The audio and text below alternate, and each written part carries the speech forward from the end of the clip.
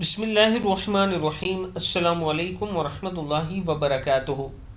عابد راضی چینل کی طرف سے آج میں اپنے دوستوں کو رسول اللہ صلی اللہ علیہ وآلہ وسلم کا ایک فرمان بتاؤں گا، آپ دوستوں نے اس پر ضرور عمل کرنا ہے۔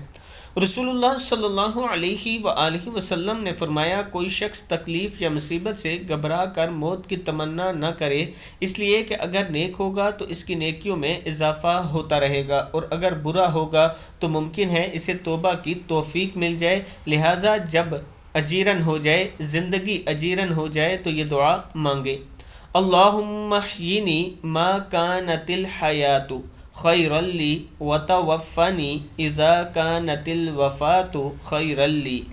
اے اللہ، جب تک میرے لیے زندگی بہتر ہے مجھے زندہ رکھ، اور جب میرے لیے موت بہتر ہو تو موت عطا فرما۔ بخاری اور مسلم دونوں میں موجود ہے۔ یہ دعا آپ یاد کر لیں اور صبح و شام پڑھ لیا کریں۔ السلام علیکم ورحمۃ اللہ وبرکاتہ۔